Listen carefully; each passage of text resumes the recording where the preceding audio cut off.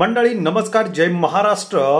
उद्धव ठाकरे यांची साथ सोडल्यानंतर एकनाथ शिंदे थेट राज्याचे मुख्यमंत्रीपदी विराजमान झाले। एकनाथ शिंदे मुख्यमंत्री होतील असं त्यांच्याही सहकार्यांना वाटलं नव्हतं।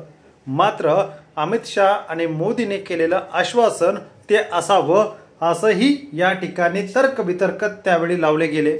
मात्र आज भारतीय जनता पक्षाने महाराष्ट्रामध्ये जो यश त्यांना प्राप्त झाला आहे त्यानुसार त्यांनी आता शिंदे गटाचा करेक्ट कार्यक्रम करण्याचं ठरवलेलंच दिसतंय। नक्की घडलंय काय आणि भाजपच्या नेत्यांनी नेमकं म्हटलंय काय हेच जाणून घेऊया सविस्तर या व्हिडिओच्या माध्यमातून। चॅनलला सबस्क्राइब करा, व्हिडिओला लाईक करून शेअर करा। अमित शाह मोदी यांच्या गाठीभेटी आणि दिल्ली दौरे महाराष्ट्राचे थांबत नाहीत। अशातच देवेंद्र फडणवीस महाराष्ट्राचं सरकार चालवत असताना शिंदेंच्या मंत्र्यांना साधं या ठिकाणी पीए नेमायचीही या ठिकाणी अनुमती नाही। तर दुसरीकडे प्रत्येक खात्यावरती बारकाईने लक्ष ठेवून यांचेच मंत्री टार्गेट कसे होतील याचीही माहिती भाजपचेच नेते विरोधकांना पुरवत असल्याचं आरोपही या ठिकाणी शिंदे गटाकडून करू लागलेला आहे। यावरून स्पष्ट होतंय की अमित शाह आणि मोदी महाराष्ट्रामध्ये फारसं लक्ष शिंदेच्या बाजूने देत नाहीत आणि त्याचमुळे आज शिंदेची सेना ज्या भारतीय जनता पक्षाच्या वरिष्ठ नेत्यांवरती विश्वास ठेवून उद्धव ठाकरे मातोश्री यांच्यापासून धनुष्यबाण ठाण्यापर्यंत नेण्याचं काम केलं, त्याच आज धनुष्यबाणाची सुनावणी लवकरच होणार आहे।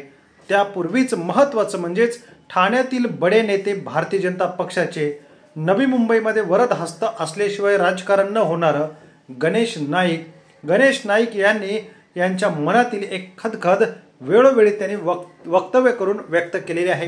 गणेश नाईक यांनी थेट महायुती एकत्र असताना जर सोबत आले आणि सोबत राहिले तर सोबत घेऊन निवडणूक नवी मुंबईची लढू, मात्र त्यासाठी आम्ही एकटे समर्थक आहोत आणि आमच्यासाठी कोणाची आवश्यकता जर त्यांना असेल तर सोबत येतील असं बोलत असतानाच या ठिकाणी आपण एकनाथ शिंदेबद्दल प्रश्न विचारल्यानंतर ते अपघाताने मुख्यमंत्री झाले, ते मुख्यमंत्री होणार नव्हते।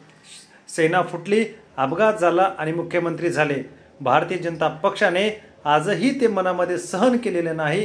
ज्या 2.5 वर्ष एकनाथ शिंदेना केवळ त्याने मोठा पक्ष फोडून आपल्या ताब्यात मिळवला आणि त्यांच्यामुळे भाजपची सत्ता आणि आजही सत्ता आली, त्याच कारणामुळे त्यांना 2.5 वर्षाचं मुख्यमंत्र्याचं गाजर दिलं हे आता हळूहळू भाजपच्या नेत्यांकडूनच उघड होऊ लागलेलं आहे।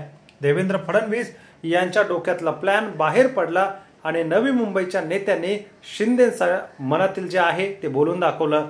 शिंदे हे मुळात भाजपने मानलेले मुख्यमंत्री नव्हतेच असं यावरून कळून येत आहे। आपल्याला काय वाटतं कमेंट करा, चॅनलला सबस्क्राइब करा।